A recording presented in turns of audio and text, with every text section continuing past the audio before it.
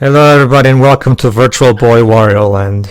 Our first Virtual Boy run. And our only one, hopefully. Shut up. There's plenty of stuff like Jack Bros.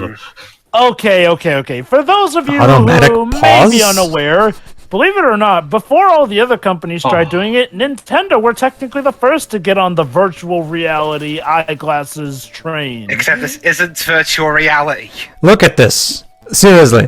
Look at this eyesore. Someone murdered the console and you're just seeing the blood trickling on screen. Wario killed Mario. Okay, to be fair, if you're viewing this with the eyeglasses, it does give you a very eye-popping 3D situation here and there. Yeah, that being said, but it will never get back into my eyes. Too bad I don't care. That being said, yes, unfortunately, there was a bit of a problem with Virtual Boy games. They were constant eyesores due to the overuse of the King of Colors, red. So Jova, there you go, your favorite color, all over the game. I like my favorite color, but I also like it. Yeah, of course. I think Pedro, the automatic... No, let me finish. Go on, Jova, finish. Let me guess that your favorite color is blue. No, duh. Anyway, so the thing about Virtual Boy games is like, well, they had an interesting idea here, you know? Give people a sort of pseudo-virtual reality thing, although to be fair, this was the closest thing to virtual reality in gaming, so technically it was the VR of its time. Okay, the idea was to give it in wondrous 3D graphics here and there, which would pop out, similar to the 3DS. Except the graphics are still 2D though, that's the thing. Well, the idea was like, well, there would be certain layers here and there. Like, you know how we're looking at this right now, it all looks flat? If you were playing this with the glasses on, certain layers would then pop out here to give, again, the feeling of 3D. Like, basically the 3DS. The objects are going from the background to the foreground. So Jova, what do you think of this console? A console that's constantly red all the time! Okay, look, as much as I love the color red... it can cause a strain on the eyes when you're constantly have your eyes pressed against it, like. So yeah, let's go to the RetroArch menu real quick and change the palette from black and red to black and white. But we also have others actually. So the game was composed. The game's music was done by Kazumi Totaka. Yes, Totaka-san from Mario Land 2. I guess it must have been his day off because the music is a bit. Yeah, it's much better. Let's just pretend we're playing on a Game Boy Pocket. Basically, for the record, I actually did play not this, but I actually did test it at virtualboy.com. We actually had a functioning one. It only had the Mario Tennis game on it, and yeah, again, all the legends that you've been told about the Virtual Boy are true. Like not even 5 minutes, but I tried to play that, and my eyes were really straining. I really dread the poor people who spent so much for this fucking thing. Alright, better, the intro. Virtual Boy never came out in Europe. So Wario's just chillaxing again on his own. With a plane this time. I guess he wants to search for ghost. When suddenly... A Virtual Boy was glued to his eyes. What the fuck?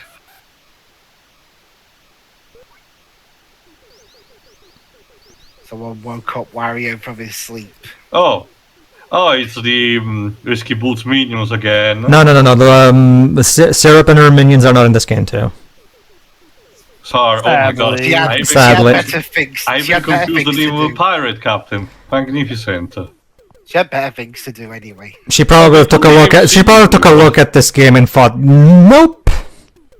And then she didn't appear until Wario Land Shake It. Well, technically, yeah. Right, well, okay, what came first, this one or 2? I'm not sure. 2? This one seems to be borrowing a couple of elements from 2. No. Shake It came out in 2008. No, we're talking about Wario Land 2. Wario Land, this came out before Wario Land 2. Well, there you go then. 2 came out in 98. Okay, so Shake It, sorry. That's the thing. Oh. And there you go. That's what happens, and now we have... There you go.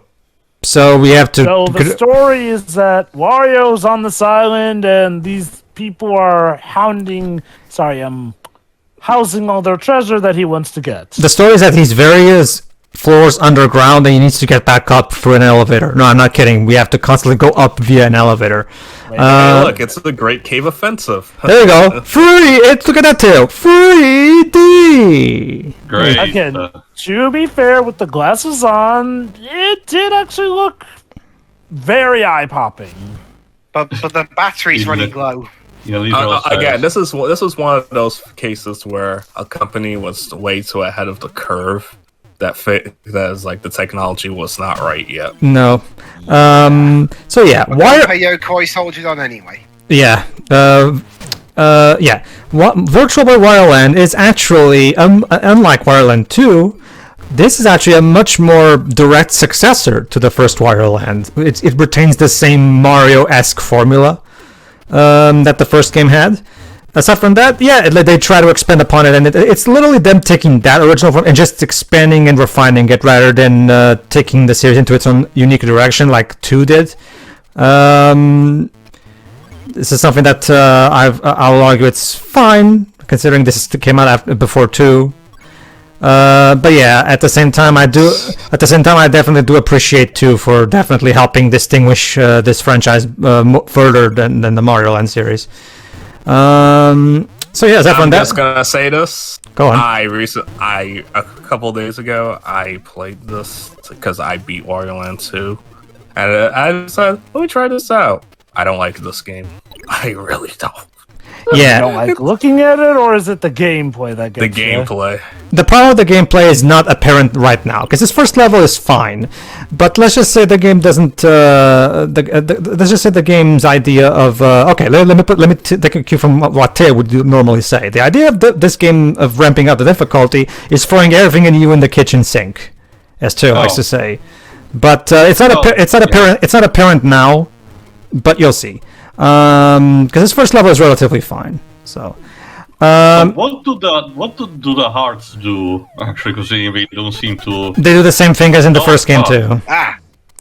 Like I said, Teo, like this is basically just the first game but refined, basically, and expanded upon a bit. Also, Jesus Christ, the sound mixing in this thing. Yeah, it's like. Was Kotaka farting when he was doing the music? That's the sound effect. In general, I can tell this. Totaka sounds in this game like it was really just his day off, because it really doesn't seem to have energy, this core. Nope. Which is it, because a Wario Land soundtrack, as you can see for 2 and 3's music, is there's that that classic, that wacky Wario type music. Like it's hard to describe, but when you hear a Wario Land track, you recognize it immediately. That has that energy that you expect from. Go on. I still think my favorite Wario soundtrack is the one from Wario Master of Disguise. The game itself, though, but I like the game too. I mean, it may not be the best Wario game, but it's pretty good, I'd say. I guess it's better than this one. I'll give you that. No, I mean compared to this one, that's an incredibly low bar. Okay, so the basic idea. There you go, and there you go too. Just like in the first game, you also have to collect treasures to increase our coins. And also to open the final door. I'm not even kidding. If you've played Wario Land 1, you know exactly what it is. Like it's literally the same gameplay loop. Literally the same one. Wario Land 1, except not as good. Basically, again, it's not going to be apparent now, but trust me, I'll get into things. Like the bosses in particular, bosses are. Let's just say I don't like the bosses for now, and I'll.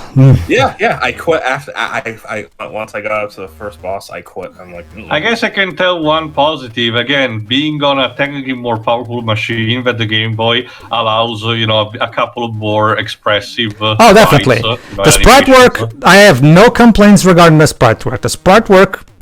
Well, at the time that this game came out, the Game Boy Color wasn't out yet, was it? No. Okay, at the time that this game came out, it looked as great as you'd expect a Game Boy game to look like. That's fine. I have no issues with the visuals. Better too. Ooh. The static does that apparently. Oh well. So literally the story is just that Wario needs to escape the base. And there you go, just like in the first game. You can a game for coins or a game for hearts. See? I'm not kidding, it's literally the same bloody loop. I forget, what do the hearts do? Basically, they Stop you dying. no, Dibs. Basically, they give you. I actually forgot what the hearts do. Okay, okay. Full disclosure, Dej. Even back in the day on real hardware, I never cared about the hearts, and I just ignored them, and I was just fine with it, and I never had trouble. To be perfectly honest with you, I never bothered to actually check what the hearts do. I'm not even kidding. I literally played through the entirety of the game back in the day on my original Game Boy without even caring about the hearts, and I never felt the need to ask anybody about it, to be honest with you. God forbid that there's some secret mechanic like the dream ship hidden. Oh, behind there you the go. sides. The heart points are towards extra lives. Oh, there you go then. Well, Oh, whatever. there you go. Whatever then. Well, shoot, then. Yeah, getting hearts is a good thing to do. That is a really scary thing if you're playing on the Virtual Boy. You get a skull. Yeah. Pops up right at you. Basically, I'm trying. Okay, here's the thing about Virtual Boy Wario Land. Remember how the first game had a crap ton of endings depending on how much treasure you've collected over the course of the game? This game once again operates on the same logic. The thing is, there's way more endings in comparison. I'm not even kidding. I have a compilation video of endings that we're gonna check through, because I'm not even kidding you. There's 20 minutes worth of different endings in this game. To be fair, this is nothing new for Wario Are you Land, gonna having get the tons of true endings. ending? I'm gonna get I'm like you just said. I'm gonna get 99999 coins every single time, Dej. So I'm gonna go for the best one. Yes. We'll check out all the other ones, because there's no way I'm completing this game like 8 times. No thanks. I get the feeling you don't like this game. No, I do not. Gee, hey, Jobo. Question: what gave it Okay, away? So, let's get the obvious thing out of the way. If you're playing this game normally, yes, it is a terrible eye strain. That alone can make for a pretty bad gameplay experience, and is pretty much that's pretty much the default reason people give for hating this game. But Wait, we Joe, here at have you played Square- this? Hold on. I'll get back to you later on that. But we here at SCWRM like to go a bit more in depth and actually be thorough with reasons about why games may be reviled or whatnot. Because, Well, yeah. therefore, it is not just the looks of the game, but it is how the game plays and how the game wants you to play. That is... Oh boy, less than ideal. No, Jova's correct. After all, I'm the insane moron who's actually going to catch all 7 emeralds in Lost World 3DS. Now that I found a way to record it properly. Wow. Because I'm So, Supersonic Deads, of course. Because I'm insane, Dej. Just roll with it. Anyway, yeah. Alright, if you take a look at the map earlier, just now, this game is incredibly short. Which, again, I understand why Gunpei Yokai realized, yeah, we're gonna kill people if we force them to complete the game as long as Wario Land won. So make this really short. Hello. Wasn't the actual reason that, well, because the Virtual Boy was incredibly expensive to develop for, so they could only make Was so it? long a game? Well, I mean, he'd know about that. The Virtual Boy was his baby. Was it expensive? I mean, okay. I'm not. I think it was compared to what they were trying to achieve. Yeah, most likely. I I'm guess. pretty sure it was. All right. So once again, the hat with horns gives you a supercharge that allows you to break blocks incredibly easily. Again, Wario Land 1. You've played it. If you've played that one, you know exactly how this one works. So why does this feel worse than Wario Land 1, you may ask? Well, like I said, it's not apparent immediately. That's the thing. The game kind of lulls you into a false sense of security. Okay, that first level was fine, and this level so far seems fine too. But trust me, the shit will hit the fan eventually. This game right now is trying to lull you into a false sense of security. Also, a bit of a personal pet peeve of mine, but I'm not really a fan Oh, of how this the one. story of this... Oh, speaking of complaints, here's my first complaint. You know how in the first game you just press B and Wario will charge? Now here, you have to hold B and press forward. Okay, why would you add that extra input there? Like it feels so unnecessary. And as someone who spent all of my childhood playing Wario Land 1, 2, and 3, and 4, I'm so used to just pressing B. I get that this came in between 1 and 2. I get that. But I'm so used to doing the shoulder charge with just pressing B that it just messes completely with my muscle memory. I suppose the idea was that. Point, it's not the Hold on, game's hold on, hold on. fault. Even though, no, I'm gonna have to disagree with you there, Dej. Imagine me. I played a crap ton of Wario Land 1 back when it first came out. And then let's pretend that I bought the Virtual Boy and played this game. It would still mess with my muscle memory because I'm so used to just pressing B and that's it. You know, go on, Jova. I guess one could argue that the reason they did it was because, you know, maybe they got complaints about people who just wanted to hold down B and like, well, you know, holding down B would automatically get you into the charge, which, you know, if you accidentally did a mispress, could get in a step. So I guess this is really a way to make sure that, you know, if you did absolutely want to do it, you'd be sure of it. I don't really buy that excuse, Jova, because the B button, you only use the B button for either throwing enemies or shoulder charge. There's never any point where you would, you know, need to press B for any other else. So that there's. I mean, to be fair, if you were trying to throw an enemy but ended up doing the soldier charge, that can happen, Jova. When you're carrying an enemy, the B button will just throw the enemy, and the shoulder charge is not possible to do while you're carrying an enemy. Dragon. I'm talking about the other way around. Like, say you wanted to pick up an enemy, and you know, instead you would then do the shoulder charge instead. Well, but the way you pick an enemy is by just getting close to it while it's stunned. The only way you will screw that up if you press B. If you don't press B, you'll be fine. I don't really. I mean, I played a bit, and I have noticed some cases where sometimes that error can happen. So So you have played this. Well, yeah, I played both this and the original Wario Land. But yeah, okay. I'm going to give them the benefit of the doubt that the reason they did it was to avoid cases like that. Actually, I do have another possibility, like, because again, I don't know much about the game. Does the game, Pedro, contain stuff like precision platforming or bottomless pits of any kind? No. System. Precision platforming over bottomless pits? Or something similar, because again, that kind of having to press B and bend the shoulder the directional cross means having to try to give a more degree of control towards the fact that you have to. I guess. Which would mean having you to stop in case you're actually going too fast on that front. Well, if this game had the red, Wario would be cosplaying as the Welsh Dragon. Well, okay, I can tell you it does not have that kind of precision platforming that you're thinking of that you see in Wario Land 2 and 3. And those two games work with the classic shoulder charge control just fine. What I mean, again, I was trying to see if there was a thought process behind this kind of control. I get that. I get that too. But personally, I don't really see it. I was always in every single ones of the. Remember, right? I played this game for the first time this year. Well, for obvious reasons, I didn't have a Virtual Boy growing up. So. Yeah, that sounds like a you problem, Pedro. Oh yeah, of course, it's a me problem, of course. Deji, that's the thing, Deji. The Virtual Boy never came out in Europe. Yeah. That sounds like a Europe problem. Anyway. Bad jokes aside, I will say this though. I'm again to be fair, there's plenty more stuff to rag on this game for. So that slight control change was not something that bugged me, and I can see the reasoning behind it. For me, it's one of those things where, it's this classic control scheme that I'm so used to. Again, it's just like when Sonic Unleashed changed the homing attack from being on the same button as the jump to its own button. It completely messed with my muscle memory when I first played Sonic Unleashed.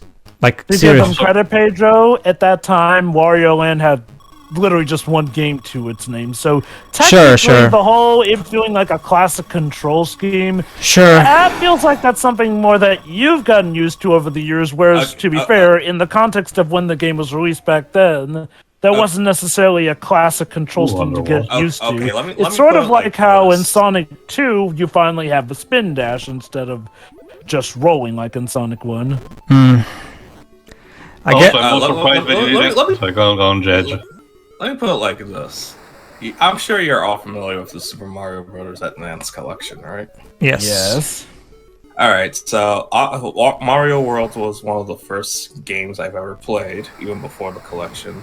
So when they released Mario 3, I was like, why does this feel like a step down from Mario World? Where's Yoshi? Why like all the how, like where's the cave and stuff? It just felt like I can't do some of the things I can do in Mario World. Was this before or after you realized that Mario 3 was made before Mario World? Oh. Funny you mentioned reactions. Funny you mentioned reactions towards this game. Because apparently, at least according to TV tropes, this is one of the better received Wario Land games.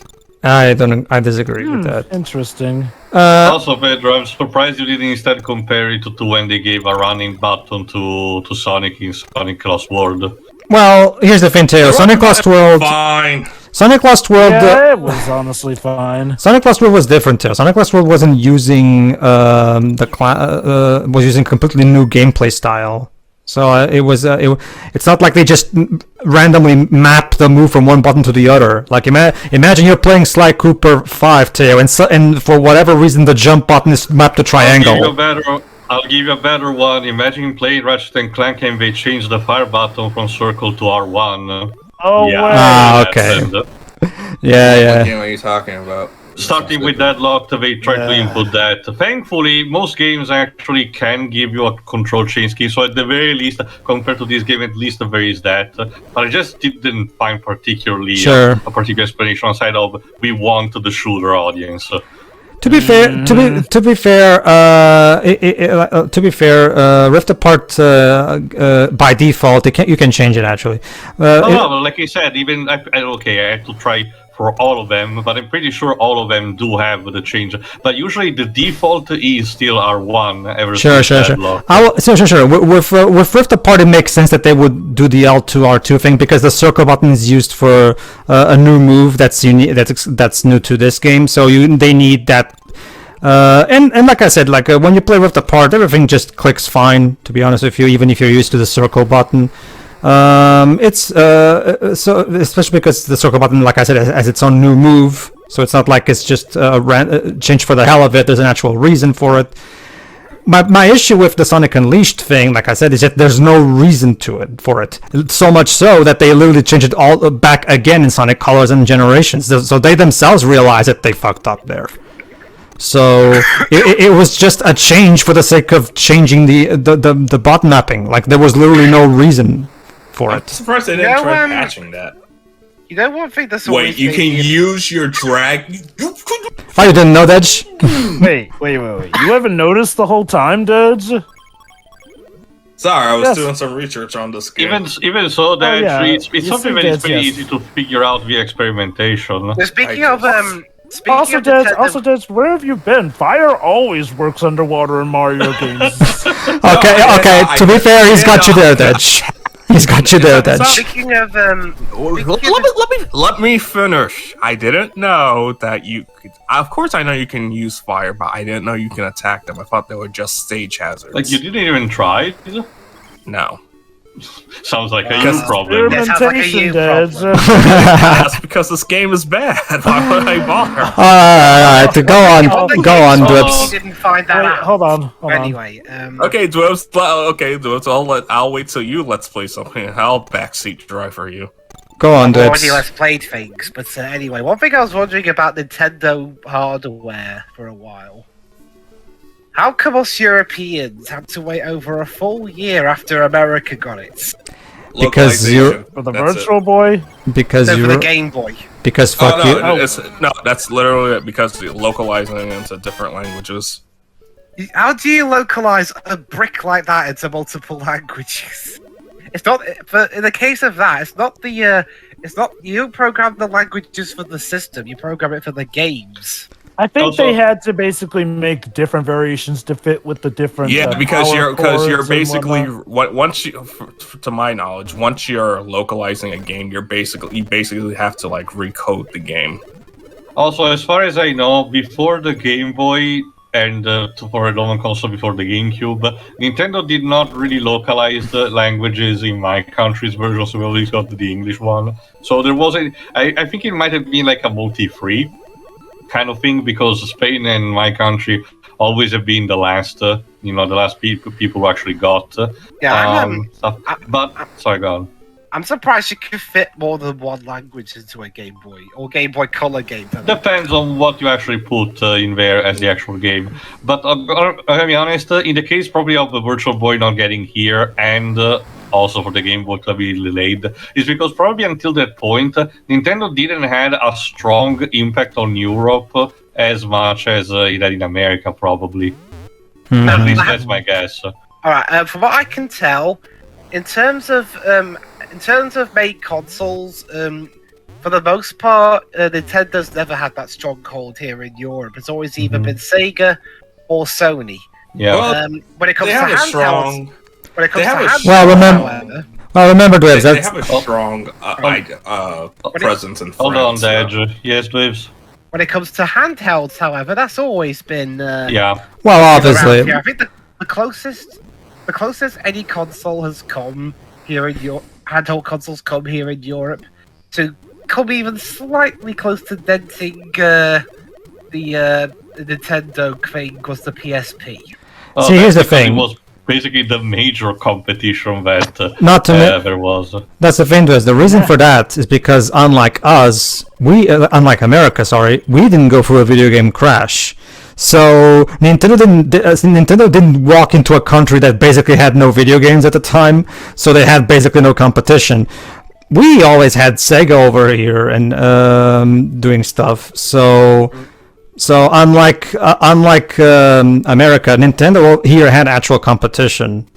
So yeah, it's a struggle to get him. And nowadays, though, with the Nintendo Switch, Nintendo are also managing to do well in Europe. Well, like you said, ever since the GameCube era, basically the balance has been not restored, but it's been equalized mostly at the very least. It's mostly in Sony territory. No. What I mean in terms of Nintendo popularity all across the world. Now Europe and America are basically around the same when it comes to Nintendo. No. That's basically it. Yeah, like in my country, over here, for example, I struggle to find an Xbox section, for example, in my country because outside. No, that's the thing, Joe. If you look it up, the two primary territories I'm of the definitely well aware. it's the US and UK where Microsoft is most popular. Outside of those two territories, though, they haven't really caught that much on, especially obviously in Japan. So good old Japan, where the Xbox once sold 136 units in 1 month. So, well, Jova, somebody had to make the Wii U feel better. Look, if it means anything, the Xbox Series X is doing better in Japan. Oh, it is actually. Well, is it now? Well, that's the thing, Jova. Things have changed. The image of the company is now different, and the fact that there's a pandemic going on, meaning, of course, that there's more demand for video games. That also helps. So because people need something to entertain themselves. I will give Microsoft credit for the first time in the first time in nearly a decade, they finally seem to have a proper game plan to get their heads back in the game. Not just that, the last gen. Not just Could that. you tell me where you are? Oh, sorry. Could you give me a time, please? This is stupid. I feel like Wario. Anyway, we're at 28, 40, 41, 42. Go ahead to 29:30. I'm at 28:50. Go on. Go. Thank you. Okay. So that mini boss that Pedro just beat, that was okay. I think that WarioWare Get It Together references Yes. So this is where the game rears its ugly head. Here's the problem with the bosses in Virtual Boy Wario Land. The odds are very stacked against you, and one minor mistake means you, of course, get hurt. You'll see what I mean in a moment. This is fine right now. Now here's the problem right now, as you're about to see. Now I have to jump on him to hurt him. Here's the problem. There's a big spike ball on top of him. Meaning, in order to be able to jump on his head without, and since the ball is constantly on the move, there's no actual pattern for us to memorize. Trying to jump on this guy's head without getting hurt is basically a crapshoot. Like there's basically no way to properly quote unquote get good at this because like I said, there's no pattern that the ball moves with. Like it just moves at complete inertia, random inertia. So you're basically again look at this. You'll see for now. I'm about to save state right now. Notice that the ball is constantly on the move. So yeah, basically. And for the record, I'm gonna try and wait a bit more. Like, see, there you go. See, yeah, there you go. See, it also has to do with the fact that Wario's jump for whatever reason is floaty, and it does that. So that doesn't help either. Go on to. I'm going to. No. There you go. On. See. I do wonder if maybe it takes about a patience to wait for him to give an opening Not just here that, and there. not just that. The erratic movement is a thing, but it's clearly still trying to attack you. So I get the idea. What you're supposed to do is to wait until the ball slams onto the ground and jump on him. No, that's all that happens to you. If you wait, he'll just keep bouncing the wall back and forth. You'd think that would be the case, but that's not. Let me just check. Oh no! something. But like what just happened now? He tries to attack you by slamming. There's even a sound effect for that, So I get what you're supposed to do is to wait until that happens. It's not stuck on the ground. Tail. To be fast about it, but Yes, Tail. But here's the thing: when the ball bounces on the ground, it goes back right up immediately. It doesn't stop. It doesn't naturally stay right there, still in the ground, for me to give me an opportunity to jump on his head. That's my problem. Let me just see this. Like usually Nintendo. Oh, okay. It turns out you're supposed to actually time your jump just right when he launches the ball at you, so that Well, yeah. way like down this, lower like there. just now. Well, yeah, I get that. The problem is that the timing is way too tight. Like if you like any good Nintendo platformer that you think of, like Mario Odyssey or Wario Land 2, actually, the pattern will be there would be a pattern that was much more obvious and much easier to get down. Whereas the pattern in Except for the bird one, that one was actually like, oh. Yeah, sure, I'll give you that one. Because like, oh, you have to duck. Oh, of course. I do get a feeling more like this boss is one that gets better with practice, I feel. But then again, Jova, with the erratic movement and everything, imagine the poor sod who had to actually do that to put the original Virtual Boy. Yeah, sorry, not just that, what Taylor just said, but keep in mind, I had to use save states. Remember, I only have 3 lives, meaning I don't have the luxury of practicing, because if I lose all my lives, I go back to last time I saved. So it can be a very frustrating affair. Yes. So it can be a very frustrating affair if you're playing on real harder without save states. Go on, Joe. Yeah. Like, look, I mean, again, do not get me wrong. I'm not saying that this game is not hampered by some of the BS tactics of the past here and there. The live system, and that's not even getting into how much of a nightmare this must have been actually playing the thing. Like, here's the thing about Virtual Boy games nowadays. Some of them are remembered fondly.